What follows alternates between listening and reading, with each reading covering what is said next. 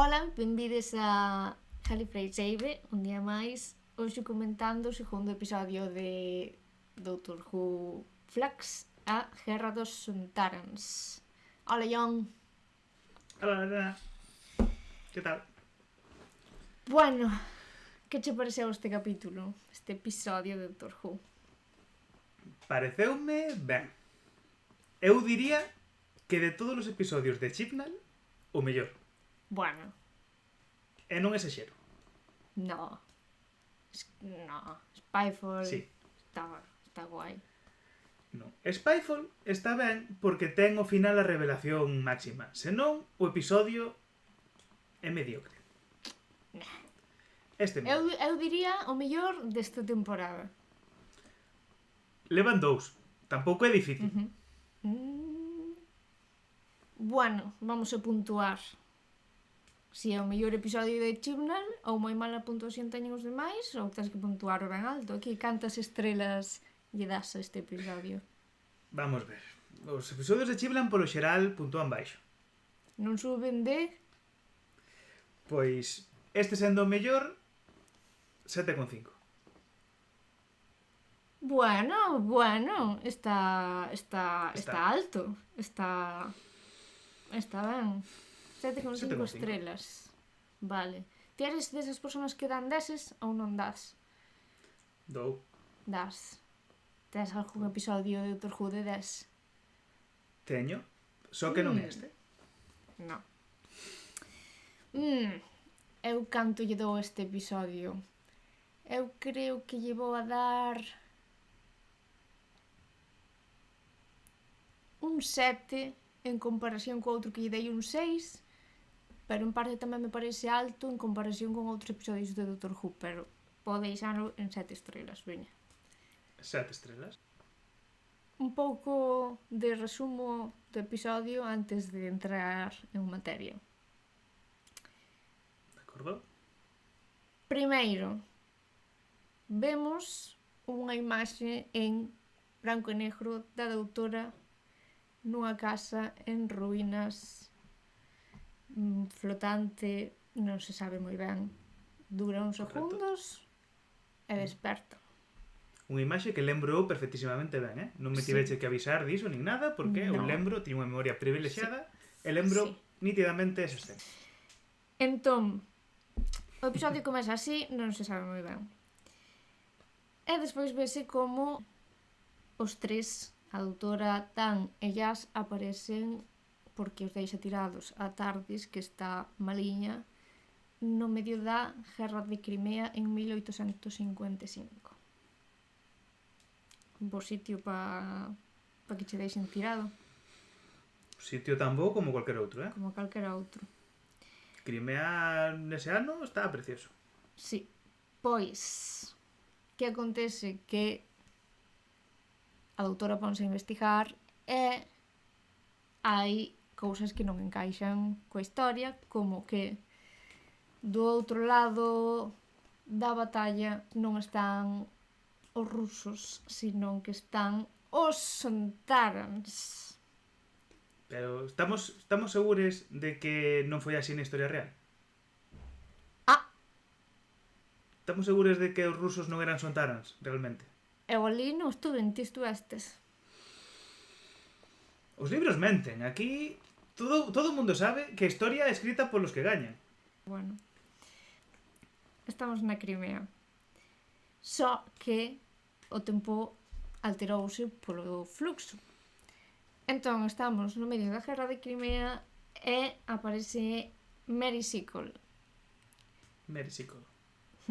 Agora falaremos de Mary Sickle, do seu papel en Doctor Who e na historia. E non pasa moito tempo ata que Dan e Jazz se esvaecen. Correcto. Porque, se mal non entendín, a enerxía da TARDIS esta do... Que esa enerxía da TARDIS que solta no final do episodio anterior é a mesma que se lle mete dentro a Rose cando Bad Wolf. Cando revive ao Capitán Jack, cando Bad Wolf. O seja, e claro, esa enerxía xunto co fluxo, pois fai cortocircuito Ujú. e entón pois dan ellas pois como que caen polo tecido espazo-temporal E van a e dar... casualmente dan a caba na súa casa no Liverpool actual pois, Na súa casa, non? Que... xa, na súa cidade Sí. cos seus pais Sí. e ya se aparece no planeta Tempo que polo visto o tempo é un planeta agora Ujú. e xa está. A túa cara definindo o que opinas sobre as tramas de Chris Chibnall. Chegaremos a ese punto. Sí. Bueno, pois podemos comentar en 3 partes o da doutora, a de Dan e a de Jazz. Parece? Correcto. Parece. Vale, a doutora. A doutora. Pois entón, comeza a doutora na Guerra de Crimea e coñece a Mary Sickle. E faise amiguiña de Mary Sickle. No momento en que a doutora coñece a Mary Sickle, hai un diálogo que é bastante interesante. Primeiro está o facto de que Mary Sickle di que unha muller non pode ser doutor. Sí, sabes por onde vas. Claro, porque primeiro, claro, en inglés non debe funcionar igual que en galego. En inglés o inclusivo é usar a mesma palabra, cando en galego o inclusivo é dicir médico e médica. Ou é médique, vaya. Iso é inclusivo, usar a diferenza. No inglés, como non teñen xénero gramatical, o inclusivo é usar a mesma palabra para todos os xéneros. Entón, claro, naquela época as mulleres non eran chamadas doutor, senón, o sea, doctor, senón doctress. Como actor and actress. Sí. Claro, e entón dille Mary Sickle que non pode ser un doctor, senón que ten que ser unha doctress. Porque doctor é de homes. E aí temos a confirmación de que o doutor barra doutora barra e doutore é gender fluid. Porque cando lle di non pode ser doutor porque non é un home, ela responde it's fluid, é fluido. Por tanto, eu vexo a confirmación doutor, doutora, doutore, xénero fluido. Sí. Entón, despois de que os compañeiros se esvaezan polo espazo-tempo, a doutora, obviamente, tenta ir á TARDIS para ir na súa procura. Só que a TARDIS non ten porta. Que momento Entón, tamén. Dalle voltas e non está aquí, non está aquí, non está aquí, onde está a porta e non pode entrar. E claro, unha doutora sen TARDIS. Sí, mal asunto. Entón, do encontro coa doutora con Sontarans, a min hubo un par de cousiñas que me chamaron moita atención para ben. Primeiro, A ver, vai. por que os Sontarans escolleron esa precisa época en toda a historia da humanidade para invadir? Porque o xeneral quería montar en cabalo. Exactamente. Sí, sí. Sontaran montando a cabalo, sí, sempre. Sí. E non sei se te decatache dun detalle tamén importante e bonito. A ver. O Sontaran que está cativo, que ten atrapado que está aí encerrado, non? Que teñen como prisioneiro de guerra. Ese Sontaran está interpretado polo mesmo actor No. que facía de Strax. É o mesmo No. actor. E confirmeino. Sí, é o mesmo actor. E é moi interesante a dinámica que ten a doutora con Mary Sickle. Que hai un momento tamén que me chama moito a atención, que me parece moi interesante, que cando van perseguindo o Sontaran para a base, porque os Sontaran son bastante burros, a verdade, para a base onde están ocultos os Sontarans, Mary Sickle vai coa doutora e Mary Sickle pregúntalle, pero tú quen ves sendo ao final? E a doutora di que é a companion de Mary Sickle. E é como un detalle moi bonito, que se pon no segundo lugar de eu non son importante aquí, és tú, Mary Sickle, esta é a tua historia, esa persoa importante. Con razón tamén porque aquí fixen a miña investigación sobre Mary Sickle porque Ben feito. eu, como supoño que moita xente, non a coñecía. Ti coñecíala, eu non a coñecía. Eu non. Por Tuve desgraza, non. que investigar. Pois Mary Sickle é non só non coñecida por min, sino en general non moi coñecida e recoñecida pola historia. E foi unha enfermeira das primeiras que exerceu a enfermería moderna canda Florence Nightingale. Solo que unha se lle reconoceu e a outra non, polo detalliño da cor da súa pel. Porque Mary Seacole era filla dun soldado escocés e dunha enfermeira tamén ou curandeira de Xamaica. Entón, cando iban cara a guerra de Crimea, ela quería ir tamén e non a colleron, non a deixaron ir. E foi igualmente polos seus medios, con 50 anos, dixo, pois vou, igual. E a la que foi, e aínda que fixo un montón de traballo na guerra de Crimea, igual que o de outras enfermeiras máis recoñecidas, tampouco foi un traballo recoñecido polo goberno británico. E isto non é só o que me guste que meteran a Mary Seacole, porque podían meter a Florence Nightingale, pero non o fixeron. E, neste sentido, eu aquí si vou a falar ben de Chris Chibnall, John. Porque houve uns cuantos capítulos nos que meteu personaxes históricas femininas esquecidas e agradecemoslle moito.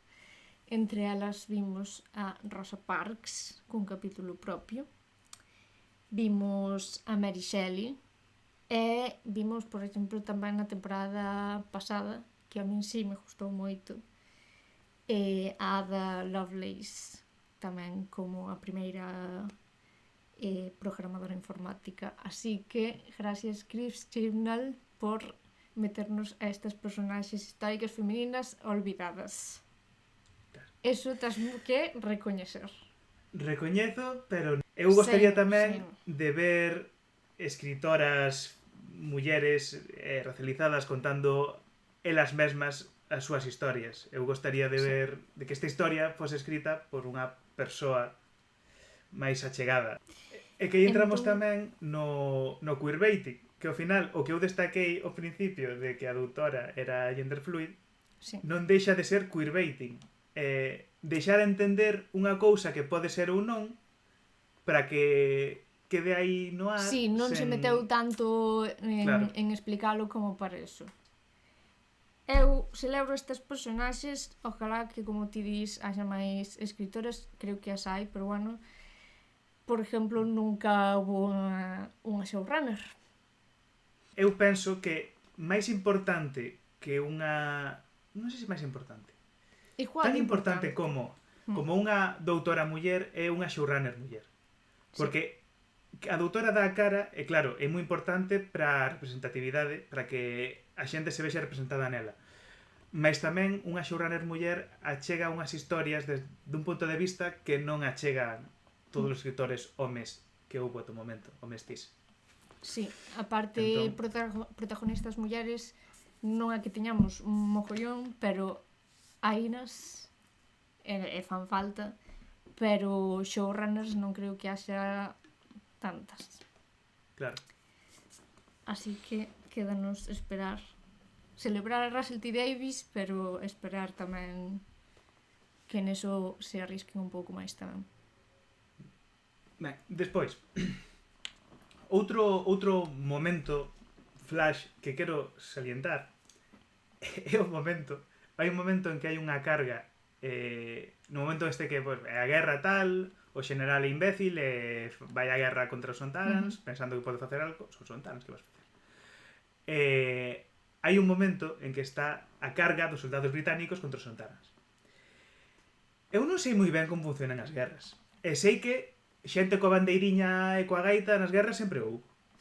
Mas sei que hai unha escena onde un grupo de soldados británicos están coas súas escopetas, espingardas, non sei como se chama esa arma que levan. Coas súas escopetas aí, cargando contra os Sontarans, e está o parvo da bandeira, coa bandeira na man, correndo contra os Sontarans. Que é como, cal é o plano? Que vas facer? Baterlle coa bandeira cando chegues? Supoño que diría, vou a morrer igual, pois polo menos para el morrería con orgullo. Unha boa masacre, veuse aí, unha boa masacre. Foi. Tamén che digo que eu vin demasiado Outlander como para chorar por isto. Pero bueno, Sí. non dixo máis. Que falando de masacre, é xenial a frase que di o comandante dos Sontarans, que non me lembro agora como é, mas di algo como que o voso sangue manchará os nosos traxes, unha cousa así. Que é moi badass. Sabes que pasou neste episodio tamén que destaquei no noso episodio anterior que volveu o Run for Your Life? Neste falaron de novo da Shadow Proclamation, da proclamación das sombras. Sí, a proclamación das sombras, sí. Cousa que boto moito de menos, eses pequenos detalles que nunca te explicaban demasiado, pero que aportaban moitísimo. Encantábame, Sí. justamente que volvan eses pequenos detalliños.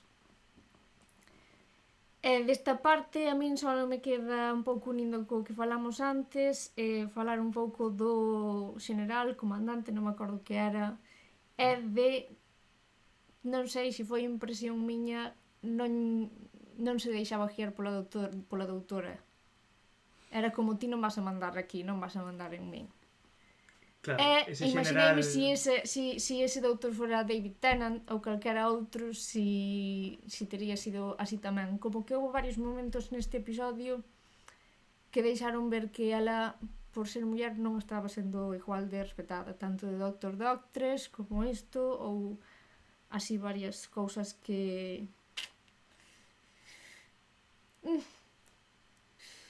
Está ben ver como en tantas temporadas ahora se tope un pouco como que non a respetan igual.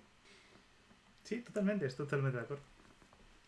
Antes de acabar con esta vida temporal, eu penso que debíamos falar de como acaba. A respecto dos Sontarans, da maneira en que vencen os Sontarans, eu vin aí un plot hole, un buraco, ou unha cousa non ben explicado no episodio. A cousa é, os Sontarans dormen 7,5 minutos. Que casualidade, non foi esa nota que lle dei eu ao episodio. Vaya. Dormen 7,5 minutos cada 27 horas, teño que apuntar. 7 minutos e medio cada 27 horas. En ese tempo, recarregan o seu traxe espacial, porque senón non poden respirar ben o ambiente da Terra ou tal. Sí. Claro, iso descóbreno nun primeiro lugar porque o Sontaran que teñen cativo, que teñen como prisioneiro, dorme 7 minutos e medio cada 27 horas. Mas non pode recarregar de ninguna maneira o traxe. No. Ten que estar intoxicado polo ambiente da Terra. E non o comentan en ningún momento. É como que... Sí. Toda Por que razón. non, sabes? Que terá unha explicación. E podemos inventar unha explicación ad hoc para isto. Mas non está ben explicado. E cando non explican unha cousa así que é relevante porque é a maneira en que vencen finalmente os Sontarans nesta liña argumental, pareceme que... chibnal. Unha vez Sabes? máis. E entón finalmente vencen os Sontarans indo... claro. Outra piscadela, outra referencia aos episodios anteriores. Cando vencen os Sontarans, véncenos, non fan o tema este de que non poden recarregar as naves e entón os Sontarans, vamos marchar daqui. E están fuxindo. E no momento que están fuxindo, o general mátaos. O general estoupa aí a pólvora toda e reventa os Sontarans que estaban a fuxir. É unha cousa que non se fai. E iso é o que fixo a Prime Minister, como se chamaba? Harriet Jones, Prime Minister. Harriet Jones, Prime Minister. No primeiro episodio de David Tennant, tamén, cando se están retirando os aliens dese episodio, Harriet Jones activa o protocolo Torchwood e mata a esa especie. Pois isto é o mesmo. O general, que mentres están recuando as tropas dos Sontarans neste caso, reventa con elas. É unha cousa que non se fai e que está mal. No, ese general, todo mal. Todo mal.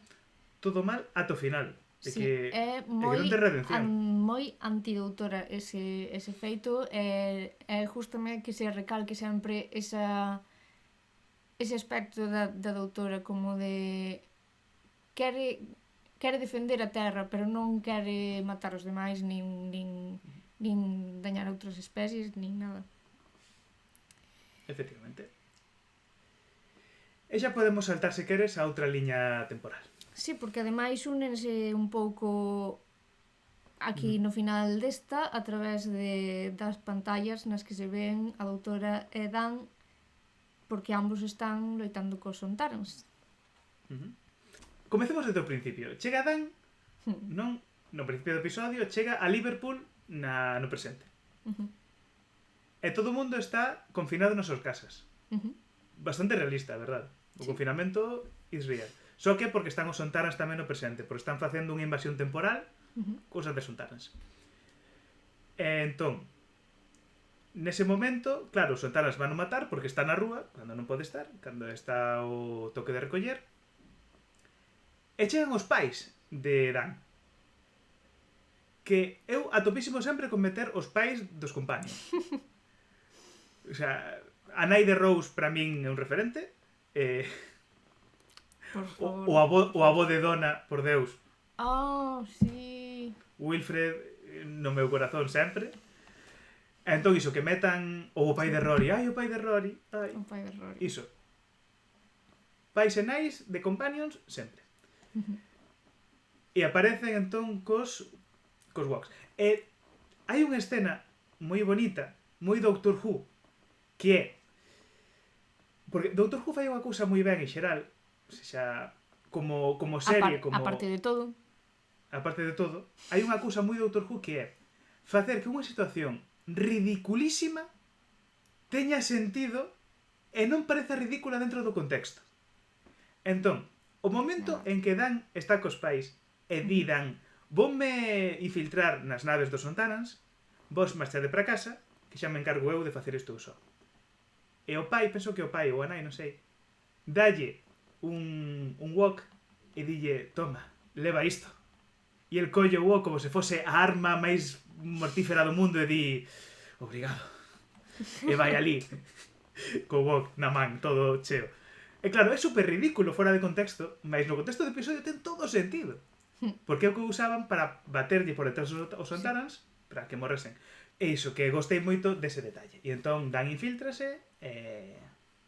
Dan, que entendo que tiña bastante co que lle estaba pasando, pero que en ningún momento tampouco se preguntou que lle pasaría á súa namorada que deixou tirada 3 días antes, que a pobriña está nunha casa, sabe Dios onde, encantada, ou sabe Dios, que non sabemos o que lle pasou. Eu entendo que estaba no medio de unha invasión Sontaran.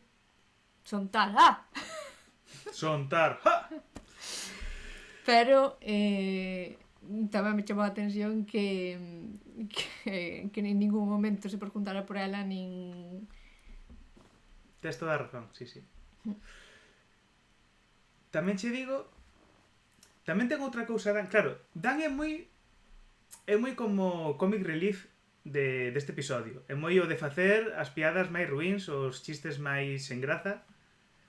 Fainos en todo momento, porque tamén ten o momento de estar cun Sontaran e dicirlle, sí, mira, está ali o teu general que che está dicindo non sei que, para que o Sontaran se vire e paf, darlle por detrás. Bueno, que conste que eu non sei se é polo acento ou polo que, pero eu de momento Dan aprobado. Que che parece, Dan? Paréceme ben. Mas paréceme ainda mellor que cando está en perigo, que xa vai morrer, quen aparece para salvar a Dan? O seu canciño. Sí. O seu canciño aparece e salva o cu. O seu canciño. Sí. Ai, ese momento é como... Sí. E desde con aquí, toda a súa seriedade, con todo o seu saber estar, sí, pero sí. o seu canciño. E desde aquí quero facer un chamamento. Por favor, Chris Chibnall, se estás a ver isto, que seguramente sí, non sei por que non ias ver, por favor, quero un spin-off de Dan co seu canciño. Por favor. As aventuras de Dan e o seu canciño. Spin-off. Quero unha serie de 30 temporadas a 12 capítulos a temporada a 40 minutos o episodio. Gracias, Chris. que co que falabas dos chistes de Dan, que tamén meteu outro aí que lle chamaba Scooby-Doo ao seu cansiño. Certo. E da liña temporal de Dan, tampouco moito máis que comentar, ou si? Sí, que como vencen, que é reventando unha nave contra o resto. Tampouco ten máis. Ali o canciño, como sabe controlar aí, di, pois vou facer que isto vai a chocar contra o resto. Ali Resolto. reventan todo e xa está. E aí é onde se sabe tamén, non? Que os Sontarans invadiron a Terra un chisquiño antes de que os Lupari, os cansiños, fixeran como o escudo na Terra. Claro, que os Sontarans non son quen provocaron o fluxo, senón que simplemente se aproveitaron da circunstancia dos Luparians protexendo a Terra do fluxo para conquistaren eles a Terra. Pois nada, pasamos á parte máis diferente do episodio e a última liña temporal. Última, non sei se literalmente. Que claro, esta é a Adiós. parte do episodio da que non gosto. Porque unha historia bonita, ben redonda, cun final, meterlle despois outros 20 minutos, non sei se son 10 ou 20 minutos os que foren, de outra historia diferente, non ben resolta, a mí sóbrame. Así que Quítaslle- como non nos gustou, pois non vamos a falar dela neste podcast, que acabamos aquí ata a próxima semana. Vamos falar dela. Mas eu penso seriamente que este episodio ata aquí era un episodio moi bo, o mellor de Cristina, que como un episodio dunha temporada estándar do Doctor Who funcionaba, e podían deixar isto como un cliffhanger e facer outro episodio con esta parte toda, meténdolle o que vai a acontecer no seguinte. Porque é outra historia diferente. E deixan como media historia aquí que a min, sinceramente, me sobra. Mais vamos falar dela. Chega Jazz e aparecelle o trianguliño este que un sacerdote trianguliño ou unha cousa así, parece me entender. Sacerdote trianguliño, estamos creando outro cansiño aquí. Sí, a ver, vamos a ver, tiño apuntado en algún sitio como se chaman estas personas. Eu chamei aquí piramidiña nos meus Piramidiña. apuntamentos. Adoro piramidiña. Sí. Que despois definín como triángulos sacerdotales e guardiáns do tempo. Do templo de Atropos no planeta do tempo. Tempo. Planeta Tempo. Planeta tempo. Claro, non me lembro ben. Cando chega Jazz aí, ve o trianguliño primeiro ou ve o tipo o home inglés primeiro. Hai un momento en que chega e está un dos constructores ingleses do Liverpool do século XIX. Sí, teño apuntado por aí, pero non me acordo. Claro, pois o Pero chega... sí, o que pasaba era que iba chegando xente ali e as piramidiñas, sacerdotes piramidiñas, a todos lle preguntaban si viñan a Sí. arreglar ou a amañar algo. Claro, só que o tipo ese, o inglés do século XIX, ese tipo xa estaba ali de antes. E ya dille, pero que fas aquí? Dille, non me serves, e marcha. Entón ese tipo algo ten que ver con ese templo. Entón poderíamos conectar isto co Liverpool do século XIX. Chibnall, por que complicas tantas cousas? Non metas tantas cousas no episodio, por favor. Céntrate nunha. Unha historia bonita, ben redonda, xa está. Sí, menos e máis Non que líes isto. Cristina. Non sexas Moffat, por favor. Que despois lías todo e ao final non resolves ben. Non. Menos falar mal de Steven Moffat aquí, Steven Moffat, sabemos de falar un día de Sí, Steven Moffat. faremos Porque... un episodio por cada showrunner. Ben, entón, Jazz. Trianguliños, sacerdotes, piramidiñas. E encóntrase con Binder. Sí. Que hai un momento aí, un momento shipping, non sei, hai miradas, non sei, que pasará? Hai Bueno, un momento shipping? desde logo, si hai shipping, non parece que lles vaya a durar moito. Spoilers. hai shipping e eu creo que está claro que o guión o que quere facer ese shipping. Eu non vou ben. Eu non quero máis parellas heterosexuais xa en Doctor Who, non. Jazz, se lle come os morros alguén, ten É que a ser a doutora. doutora. Yes, Sen claro que dúbida. sí, yes. Sen dúbida. Por favor. Ben, entón, temos o planeta chamado Tempo. Que por algún motivo o Tempo agora é un planeta. O templo de Atropos. Because why not? Temos Jazz. Temos a Binder. E temos as Mouri, estas, as monxas, freiras, guardiás do tempo, que eu vexo Sí. un pouco consistente, porque supónse que en Gardo Tempo son os Time Lords de Gallifrey. Aproveita o que xa hai, aproveita o canon que xa existe, usa o vortex temporal, por exemplo, non sei. Aproveita o que xa hai, non gosto moito de que faga este tipo de Hai que cousas. ver se a doutora as coñece, porque si son novas para a doutora tamén é como menos crible aínda, non? Si ela sí que as vai a coñecer ou sabe que existen, pois tal. Agora, si é unha cousa que ela non sabe, ela que o sabe todo, aí xa sí que nos metemos un pouco en sobra. Claro. É que se supón que non o sabe. Eu entendo que o planeta Tempo é unha cousa que a doutora descoñece. Que non é... que é unha cousa nova para ela tamén. Seguramente deste pasado que inventou Chibnall. Sí, the Timeless Child. Claro. Entón... non sei, non o vexo ben. E entón, neste planeta chegan os bichos de cara fea. Que os bichos de cara fea sí que coñecían ese sitio, a priori, e estaban vetados dese sitio. Estaban banidos, non podían entrar. Porque Estaban baneados. o chisme... Exactamente. O chisme das Mouri funciona, ten un quantum lock, que se lle chaman, ou algo así. Que cando se achegan eles, o Binder ou Jazz, entón actívase, mas cando se chegan os bichos feos estes, que teñen un amigo novo, por certo, son os dous irmáns, Sí, sí. e o amigo este Pero que vai con eles. como se non pasara nada, hai aí un terceiro como máis alto e máis que mete máis medo, pero non pasa nada. Todo correcto. O colega que pillan polo camiño. Sí. Chibnall. Claro, e entón, ese sí que saben de que vai a mandanga. Sí, aparte de saber moito, sí que vese que queren, que saben e que queren controlar, comezan xa por destruir, non? Creo recordar a Sí. algunha das Mouri, Claro. que están ali tamén como, non se sabe moi ben, como que son reemplazables, enténdese tamén, non? Sí, supónse, Polo porque seguinte despois... que pasa. Claro, porque despois son reemplazadas por Binder e por Jazz. Sí. Claro. E aquí si é cando chega a doutora, non? Claro, e aí chega a doutora. E atopa a Jazz Sí. e a Binder ca cara pintada e malitos. Sí.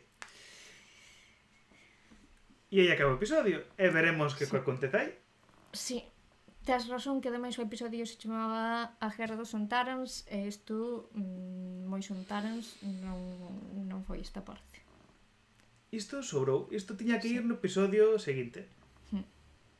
A parte de que non nos gusta o concepto de que cambien tanto o tema temporal e todo eso, como as leis, digamos, de Doctor Who, a parte, pois neste episodio, ao mellor xa solo cos Sontarans era suficiente.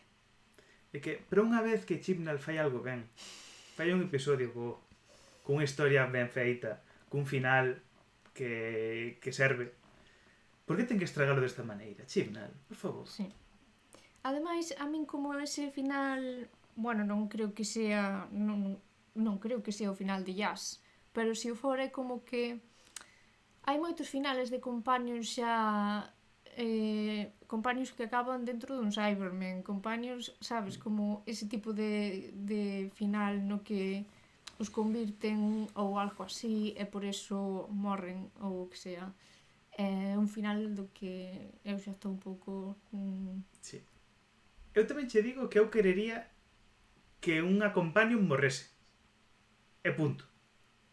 Morrer de verdade. Non morrer e despois ir polo espazo e polo tempo cunha TARDIS como lle pasou a Clara, ou morrer e despois que realmente non estás morta porque te resucita unha cousa rara e... Non. Rose tamén non... Claro, Rose nun universo paralelo... Pero Marta eu creo marcha... que de morrer igual debería morrer un compañero máis relevante. O sea, que nos doia e que nos doia. Claro, Se non morre podemos Jazz realmente... a ver, sería triste, home, sí. Pero sería Doomsday, non sería Doomsday. Non. Nin sería cando Donna perde a memoria. Non.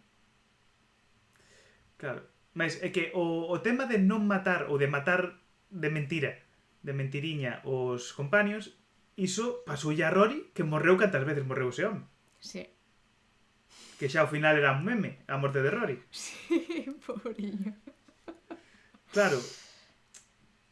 E ao final que acaban indo ao pasado e viven no pasado, Rory e Amy, e ese é o seu final. Non, mata xente, hai que matar xente, mata os compaños, mata Jazz, que morre.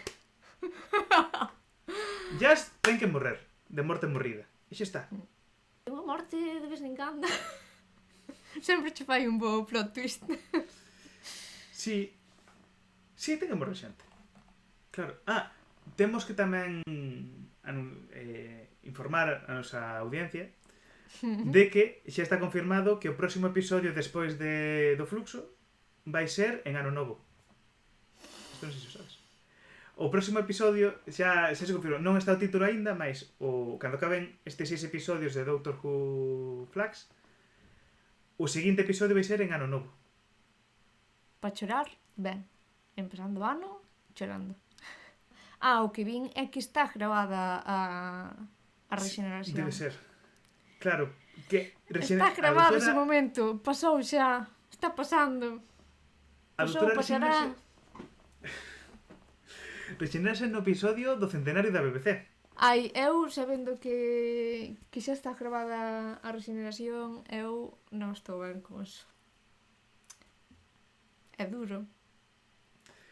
Eu teño medo tamén porque supónse, segundo teño entendido, que é o especial da BBC, do universo da BBC, regenerarse a doutora, e o seguinte episodio que vamos ver é o 60 aniversario xa.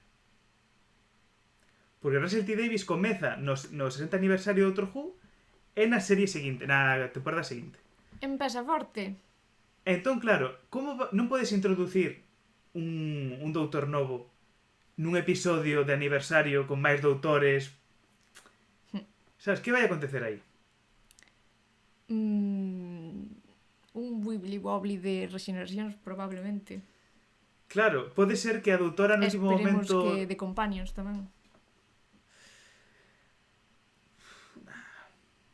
Eu con que haixa moitos doutores. Igual se lle estropea tamén como a TARDIS, que estaba maliña.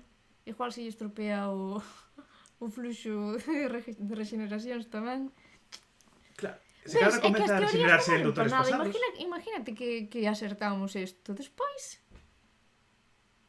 Digo unha sorpresa. Despois que? Para de facer teorías, por favor. Non. Se acertamos, facemos un vídeo de eu bailando, así vale. todo motivado. E xa está. Eu así porque non estou disfrutando, porque xa me contastes.